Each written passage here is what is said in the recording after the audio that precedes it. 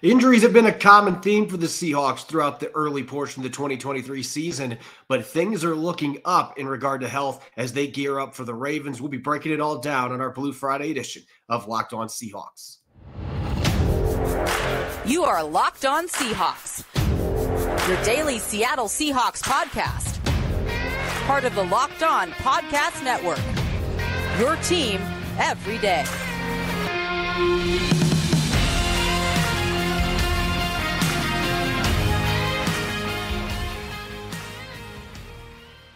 Greetings, 12. This is Corbin Smith, host of the Locked On Seahawks podcast, your daily Seahawks podcast, part of the Locked On Podcast Network, your team every day. Glad to be joined here for our Blue Friday episode by my co-host, Nick Lee. And a special thanks to all the 12s out there for making Locked On Seahawks your first listen 5 days a week. Whether you're listening in nearby Kirkland, Washington, or Whitley Bay, England, we greatly appreciate each and every one of you that make the show your daily Seahawks one-stop shop. We're going to be previewing the game coming up on Sunday with keys to victory on offense and defense, devising a game plan for a Seahawks victory, plus our weekly picks to click, game predictions, and much more, courtesy of our friends at Prize Picks, the easiest and most exciting way to play daily fantasy sports. Go to prizepicks.com/LockedOnNFL and use the code LockedOnNFL, all lowercase, for a first deposit match up to $100. Now for your lead story here on our Blue Friday edition of Locked On Seahawks. It's been a bit of a nuisance to Seahawk fans the first 8 weeks of the season. This team has been dealing with so many injuries. The team's been banged up, and yet they've been able to get through it with a 5-2 start to climb to the top of the NFC West standings. And don't look now, Nick, but going into this Week 9 contest, a championship caliber matchup against the first-place Ravens, the Seahawks are looking pretty darn healthy. Now, they had 3 or 4 players that were sidelined at Thursday's practice, but from my understanding, most of these players that were held out, it was just precautionary more than anything. And it's looking like the Seahawks will have all hands on deck, maybe even some new hands on deck going against the Ravens on Sunday. Yeah, when you think about how early their bye was and how banged up they were going into that, this is a pretty optimal situation, I would say. So 4 players were held out. Bobby Wagner really for veteran rest, so I'm not sure we should count that one. The biggest ones, obviously, are the offensive line, Damian Lewis and Anthony Bradford. DK Metcalf is still dealing with that hip issue. I don't expect him to miss this game. He's been playing through it. Maybe it's just one of those pain tolerance kind of things, and sounds like he'll be good to go, barring a setback. But I think the main situation, the main focus here will probably be not only on the offensive line, but in the guards, in the rotation with Damian Lewis, Anthony Bradford, and then Phil Haynes getting back to practice as a full participant, which is big news. He's missed the last 3 games, he's missed 3 games this year with the calf injury. Might make his return this week, and really. When you got Anthony Bradford, who's really actually played pretty well in spurts in relief. He had a 90 run blocking grade by Pro Football Focus last week. Damian Lewis has been in and out. So between those 3, if you have a guy of those 3 that's really banged up and can't quite be 100%, I think you have a luxury of sitting that guy and going with the two healthier options being Lewis, or between Lewis, Bradford, and Haynes. The 2 healthiest should be able to go, because really they've shown it, at least Haynes and Bradford have shown they can be versatile, and really all 3 have played all over the place along the interior. So even though there's a lot of injuries there, I also like the situation on the interior line. There seems to be some depth growing.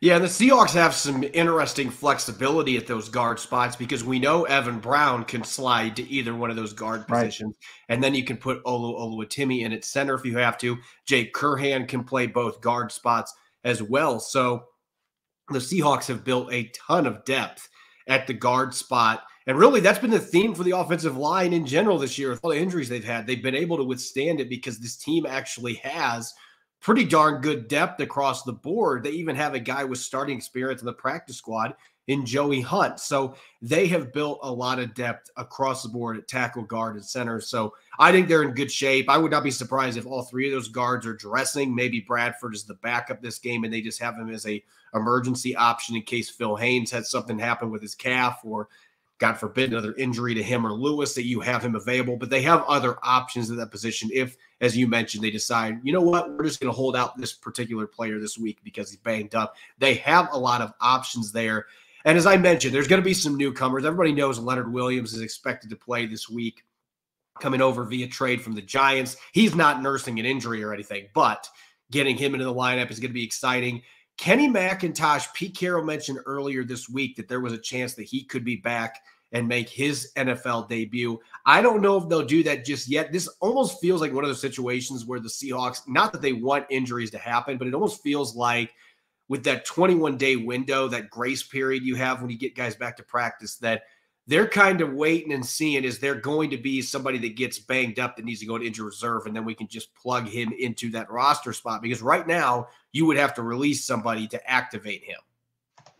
Yeah, you don't really want to like shoehorn him in there for, that's kind of the phraseology I would use, because the need isn't quite, glaring at running back. The Seahawks have a bevy of options right now. Ken Walker and Zach Charbonnet still going strong. Obviously for him, I'd like to see him get his debut. And there's some exciting traits that he brings. I talked about it last week with just some of his pass catching. He really is, I think, of all the running backs the Seahawks have right now, I think he's one of the better options as far as the third down back kind of goes, just with his skill set. Played at a pro-style offense at Georgia. Knows how to win a few games at Georgia too. So, you don't want to quite force the issue. Just, there's no need for that. But yeah, might wait for another shoe to drop. This kind of reminds me, Corbin, of like in baseball when you add another starting pitcher and you're like, well, where is he going to fit? There's something always kind of resolves itself. Unfortunately, a lot of it is injury, but something kind of usually solves itself to where that's not, you don't need to like quite force the issue. So maybe I think playing the waiting game here with McIntosh is smart, because if you get thrust, if it comes to the point where they need McIntosh, at least he'll be healthy and fresh. Yeah, the only thing that you have to be cognizant of, as I mentioned, that 21-day window. Once you get to the end of it, you have to get him on the roster or he reverts back to the PUP list and he is done for the entire season, or the injured reserve in his case. Austin Filio is the one that was on the PUP list. So both those guys, they had their 21-day window open the same day. Once they get to the end of that, you have to get them on the roster or you have to deactivate them, and then they are done for the season. So the Seahawks will make a move at that point to get him on the roster, but there's no reason to force the issue, and maybe they will put him on the roster this week and they'll make another move to open up that spot. But I guess my point is that Seahawks fans that are hoping to see him right now, because the Seahawks are pretty healthy at running back, I don't know that they're going to force the issue for this particular game against the Baltimore Ravens. If they really want to get him in there, though, there are other position groups that they can make some moves, cutting a guy, try to sneak him back on the practice squad. Maybe another player is banged up that they need to put on injured reserve. There are a lot of moving parts with these types of decisions. But either way, that is a much smaller injury report than what we have seen from the Seahawks for quite some time. And the fact that there are a couple of guys there, DK Metcalf, he's going to be in and out of the injury report with this hip issue for the foreseeable future. I would not be so surprised if this is something that lasts for most of the rest of the season, because it's one of those lingering injuries that he can play through, but they're going to be careful with him during the week. And you might be able to say that about Damian Lewis and his ankle issue that he's been battling for a few weeks. It might take some time to get him off of that injury report. So I am encouraged by that list. I would not be surprised if all those guys that were listed as out are going to be playing on Sunday, but we shall wait and see. Coming up next, we are going to dish out our weekly game plan for Seahawks victory on offense and defense against the talented Baltimore Ravens. Don't go away. You're listening to the Blue Friday edition of Locked On Seahawks. Prize Picks is the largest independently owned daily fantasy sports platform in North America, and it's the easiest and most exciting way to play daily fantasy sports. It's just you against the numbers. Instead of battling thousands of other players, including pros and sharks, you pick more than or less than on 2 to 6 player stat projections and watch the winnings roll in. I can make my picks on Prize Picks in less than 60 seconds. And with basketball season here, you can now pick combo projections across football and basketball from the Specials League, a league created specifically for combo projections that includes 2 or more players from different sports or leagues. For example, you could have LeBron James and Travis Kelce at a 10.5 combo of 3-pointers made and receptions. And if you want to play alongside some of Prize Picks' favorite players like comedian Andrew Schultz, you can find the community plays under the promo tab of the app to view entries for some of the biggest names in the Prize Pick community each week. Prize Picks is an absolute blast, and it's easy to win and enjoy your daily fantasy. Get your wins quickly. Go to prizepicks.com/LockedInNFL and use the code LockedInNFL for a first deposit match up to $100. That's prizepicks.com/LockedInNFL and use the code LockedInNFL for a first deposit match up to $100. Prize Picks, daily fantasy sports made easy. You're listening to the Blue Friday edition of Locked On Seahawks. I'm your host, Corbin Smith. Glad to be joined for today's show by my co-host, Nick Lee. And a special thanks to all the 12s out there. Thank you for making Locked On Seahawks your first listen 5 days a week. Coming up later today, make sure to tune in. Locked On NFL Kickoff Live every Friday. It goes live at 2 p.m. Eastern on every Locked On NFL YouTube channel. Host Tanitra Batiste, Jarvis Davis, and Kyle Krabs will break down every game on the NFL slate to get you ready for your team's matchup, your fantasy lineups, your betting angles, and more. Plus, get the in-depth local analysis from our stable of NFL hosts across the country who know these teams better than anyone else. Find Locked On NFL Kickoff Live every Friday at 2 p.m. Eastern on any Locked On NFL YouTube channel. Okay, Nick, we've got this massive matchup. I think it is the game of the week for Week 9. 2 division leaders battling in Baltimore, Seahawks and Ravens. This is a game that's going to carry quite a bit of weight in the standings, although if you manage to lose this game, with it being an out-of-conference matchup, it doesn't tie into the tiebreakers as much at the end of the season. So maybe it isn't significant from that standpoint. But when you're looking to show that you are a championship caliber team, these are the types of games you want to win to make a statement. So from an offensive standpoint for the Seahawks, Nick, what do you think is the first thing that absolutely has to happen for the Seahawks to go into Baltimore and win this football game? Well, first off, addressing the matchup itself, I think I've been watching a lot of NFL Network, listening to podcasts and things, and I think it's not quite getting the same love and traction as maybe Cowboys, Eagles, or Bengals, Bills. I think it's just the intra-conference thing where that could be home field advantage, a seeding kind of battle. Or here, like I think you mentioned on the show 1 or 2 days ago, there's a dark horse Super Bowl matchup perhaps, and with that, to win these kinds of games, especially on the road, especially in the 10 a.m. time slot for your Seattle body clocks, the turnovers. You cannot have turnovers. In fact, I'm not saying you got to be plus in the turnover margin. I'm saying you can't have any turnovers. The Ravens are 6-1 when their defense gets at least one takeaway. 6-1, so 0 extra possessions. No, so again, not plus in the turnover margin. I'm going a step further. I'm saying the Seahawks cannot afford to turn the ball over, especially when you get in the red zone. We've seen far too many times this year the Seahawks have gotten away with it a few times where Geno Smith puts the ball in harm's way in the red zone. And in a game like this, with that kind of defense and that kind of offense waiting with Lamar Jackson on the sidelines, you cannot afford to even give them one extra possession. Yeah, and I think a way that you can help Geno Smith in this regard, and I'm going to keep going down this well until the Seahawks actually listen and do it. You have got to get to at least 20 carries for Zach Charbonnet and Ken Walker III in this game. And that really helps in a number of ways. It takes pressure off Geno Smith, and 2, it ensures that you are running quite a few plays. You are sustaining drives. You're keeping Lamar Jackson on the sideline in his beanie, and I think that is a great thing in this football game. So I think the run game, if there's an area, and Baltimore's run defense is really good. I'm not going to sit here and tell you that, well, this is one of those opponents where their pass defense is great, but their run defense is kind of shaky. No, Baltimore is good against everything, but a defense like this that is first in the entire league in sacks, you want to help your quarterback out and keep guys like Jadeveon Clowney away from him, then you need to be able to run the football, and you got to stick with it. Last week, the run game was there the entire game, but they just didn't stick with it. They just, for whatever reason, it's let's drop back and let's just sling it a bunch when you've got Myles Garrett and company coming after you. And luckily, the pass protection held up fairly well. But this team needs to be able to run the football. You've got to have balance. You got to be able to sustain drives. If you lose the time of possession battle this week like you did to the Browns, where it's like a 12 or 13-minute discrepancy, this is going to be a 30-point blowout because the Baltimore Ravens are a much more explosive offense than what the Cleveland Browns are.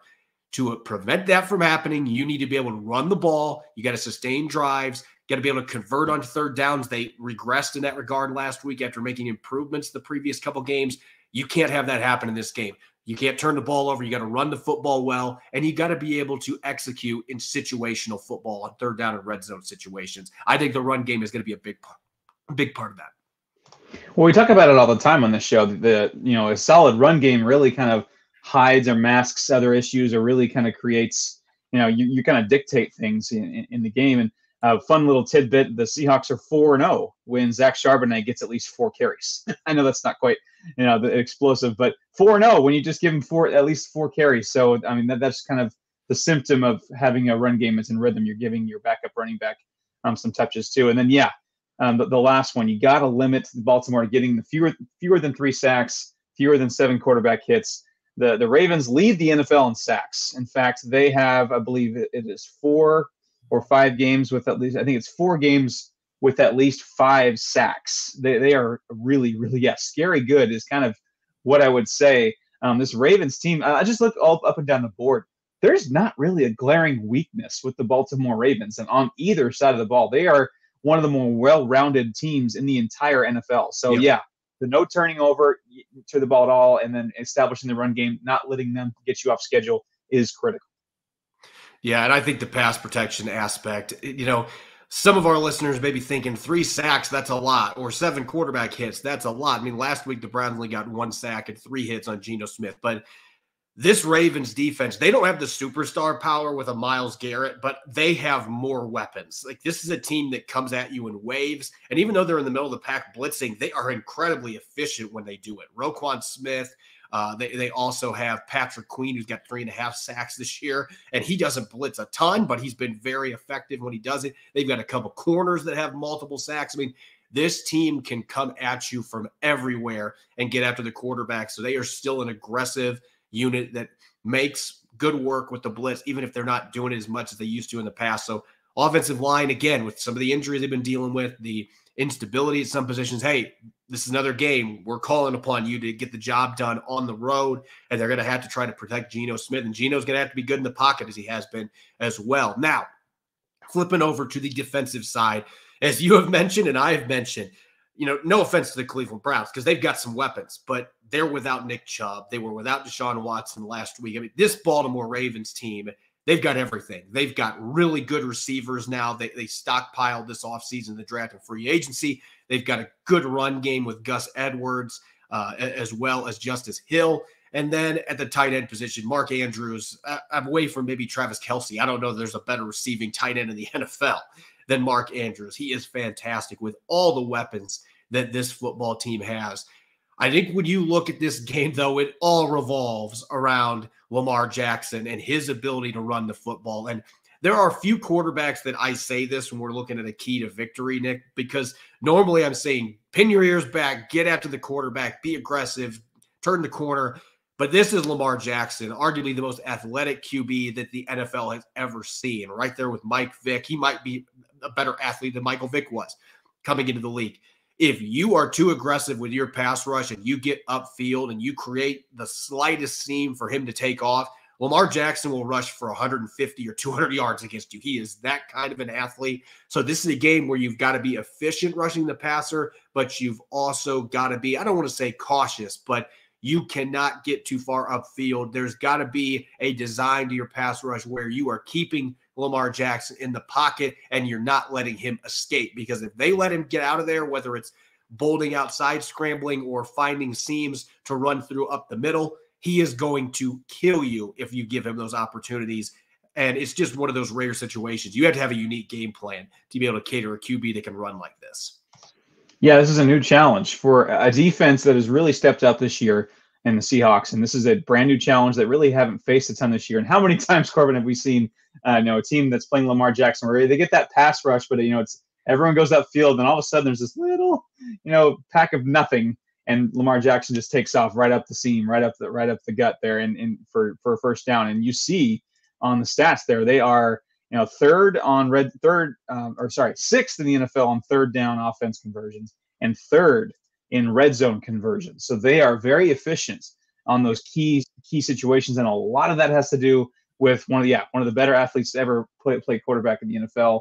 And then going off of that, you want to stay disciplined in the pass rush, but also surrendering. I put less than 130 rushing yards for a reason. When I look at teams that I try to find some commonalities with their losses, or in the other way, what helps them win games. And the Ravens are 5-1 when they get to 130 yards. So they really are, they really try to get. They're 5-1 when they get more than 130 rushing yards, and 1-5 obviously if they get less. So you want to get them less than 130 rushing yards, which also includes Lamar Jackson. So because if you got them, less than 130 rushing yards, they're a bit off rhythm. They're not quite playing the game they wanted. They're a bruising kind of throwback team, a little bit more, or a little bit kind of like the Browns. They're a little bit better, more modern style, but the kind of mentality where we're tougher than you in the line of scrimmage and we're going to bully you. And that kind of same mentality. And so if you allow them, 100 yards might be a little too steep, but get them less than 130 yards, I think that might be symptomatic of a solid, defensive game plan. And so far it's worked against the Ravens in their 2 losses.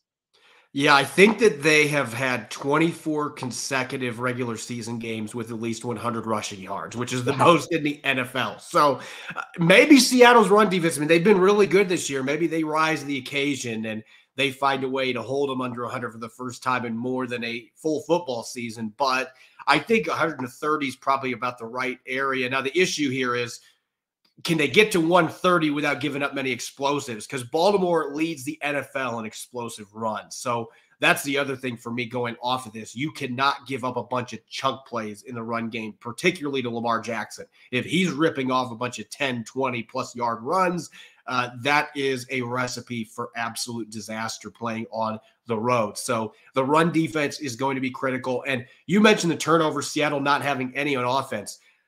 They got to find a way to get a turnover, as they did last week, did against the Arizona Cardinals. They've done this a few other games, but can you get a turnover in plus territory? Can you get a turnover in Ravens territory and give Geno Smith the football with really good field position and not far to go to get points on the board? Those are the type of possession swings that dictate or give road teams a chance to really win the game. Those are the type of quick turns that you have to be able to make. So I agree with you. Seattle's got to be pretty much spotless in terms of turnovers on offense, but on defense, can you find a way to turn the Ravens over? They have had issues with fumbles. That is the one thing going into this game. If you're looking for that Achilles heel, the Ravens have had a lot of issues coughing up the football. So Lamar Jackson has cut down his interceptions, but you can punch the football out against this football team. They have consistently had issues with fumbles. Can you get a fumble in plus territory, hand the ball over to Geno Smith in short field and let him and the offense go to work?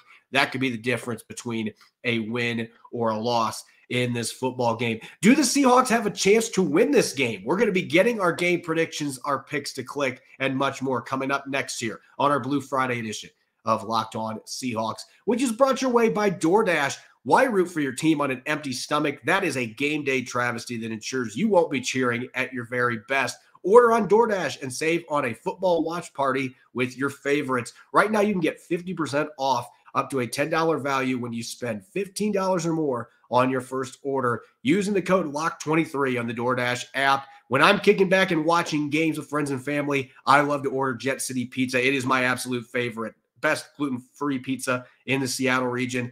And, of course, a 2-liter root beer and cinnamon sticks for the rest of the party. DoorDash makes the process easy. I don't have to leave the comfort of my own couch for delicious, great-tasting food before and after kickoff. And it's so simple. I've ordered Jet City so much off the DoorDash app. Their management knows me by name. Ready to satisfy your taste buds on game day? Quench those cravings with your favorite local restaurants via DoorDash. Get 50% off up to a $10 value when you spend $15 or more on your first order by downloading the DoorDash app and entering the code LOCKEDON23. Subject to change. Terms apply.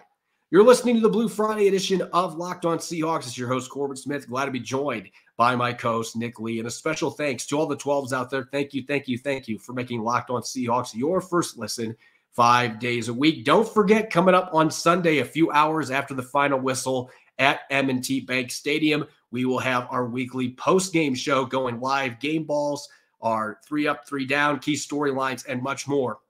Make sure that you are listening in. Going into this game on Sunday, and I'm going to admit my picks to click last week really whiffed. I thought that Devin Witherspoon had a good game, but I mean, Cleveland just kind of had a game plan to stay away from him. So that one didn't necessarily work out for me. And then Will Dissly had more penalties than he did receptions or targets. So that one certainly didn't work for me on offense. So I'm going to be looking to bounce back some this week, but let's get to our offensive picks to click against the Ravens, Nick. And I know there's a certain player you've picked a few times recently that you are going with again for this particular game. Yeah, and when I pick him, he's been hit and miss. He's been hit and miss a lot this year, but I'm going to ride a little bit of momentum.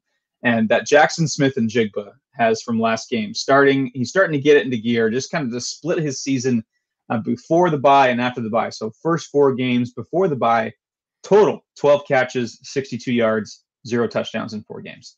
The last 3 games since the bye, 11 catches, 147 yards, and 2 touchdowns. So he really is starting to come into his own.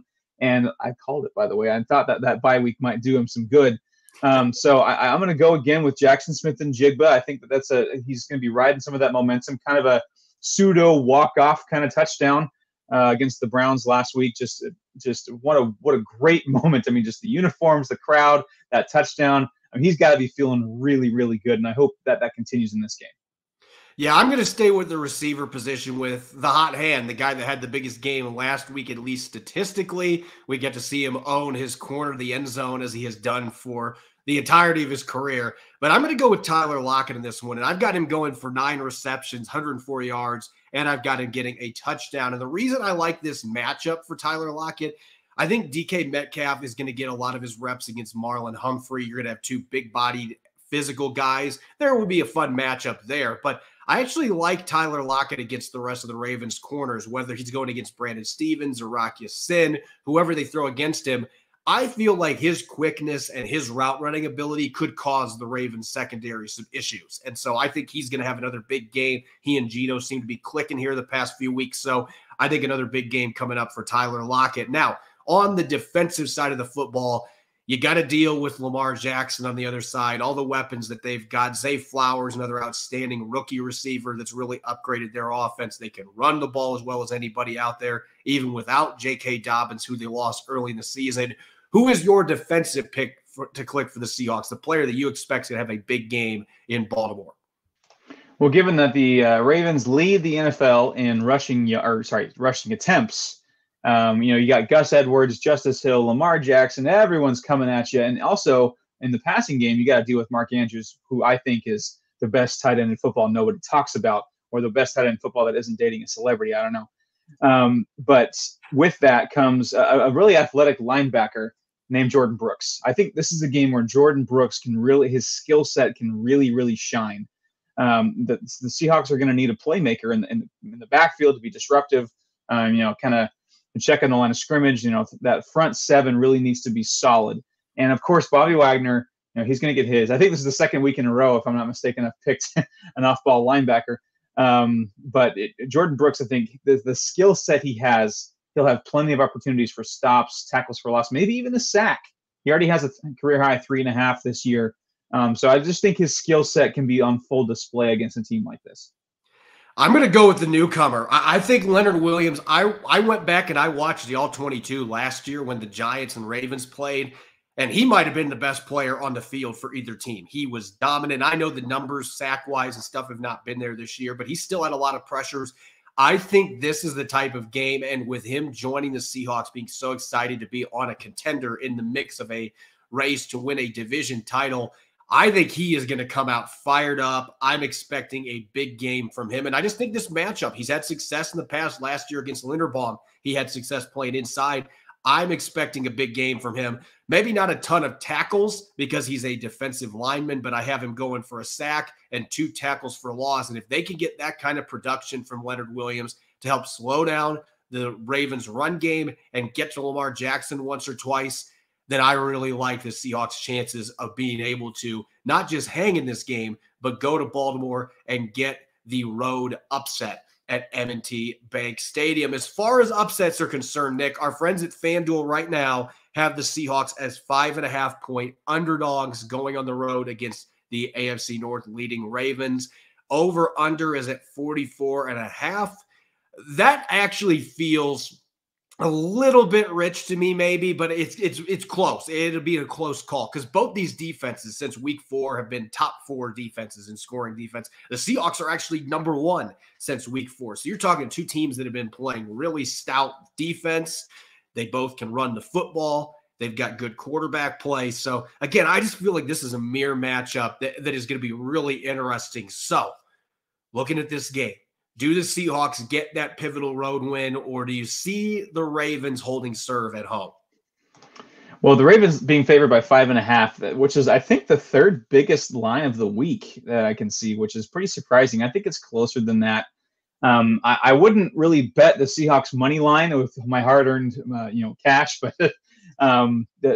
it's going to be a battle. I mean, 1 turnover might kill you. 1 lull on offense for 2 to 3 drives where it's just a couple 3-and-outs in a row. But even that might kill you. 1 big play allowed for 30-plus yards on the other side might kill you.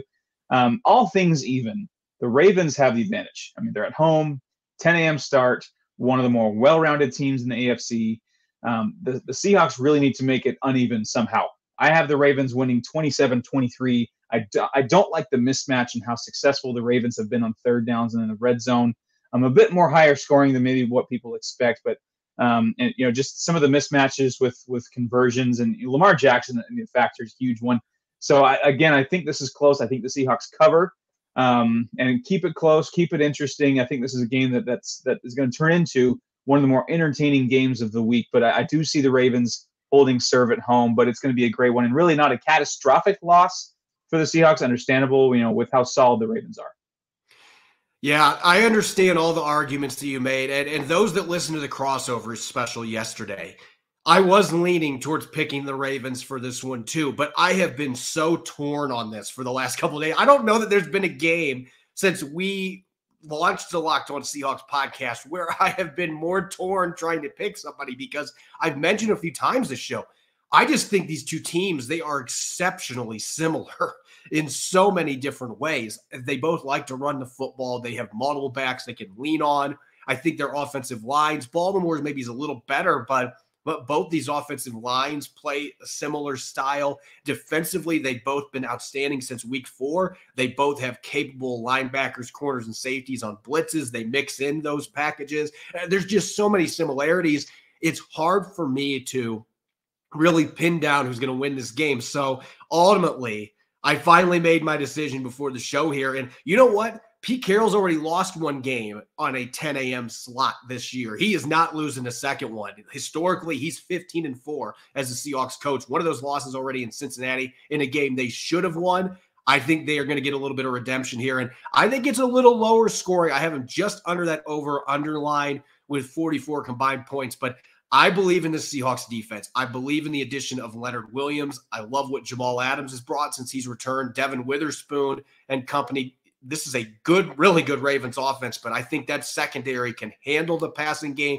I think they're going to make life tough on Lamar Jackson. He'll get out and run a few times, but I've got the Seahawks winning this one 23-21, a very close one. The Seahawks cover the spread and they get the victory. So we shall see what ends up happening here. I think you and I would both agree that this has a chance to be one of the best games of the week and be a down-to-the-wire barn burner. But I think Pete Carroll's going to look at this game and say, nope, not twice this year. I'm not losing 2 10 a.m. starts on the road. This has been something the Seahawks have consistently been good at under his leadership. And I think this is a back-and-forth game that Seattle ultimately makes 1 or 2 more plays on defense than what the Ravens do, and ultimately they get the victory. As always, you can follow me on Twitter at Corbin Smith NFL. You can follow Nick at NickLee51. Make sure to subscribe and follow Locked On Seahawks on YouTube or wherever you listen to your podcast to ensure you don't miss a single episode. Coming up on Sunday, a few hours after the final kickoff, we'll have our live post-game show. Key storylines, our game balls, as well as 3 up, 3 down, all of that stuff and more coming up in our weekly post-game show. Don't miss it. Thanks for tuning in and enjoy the rest of your Friday. Go Hawks.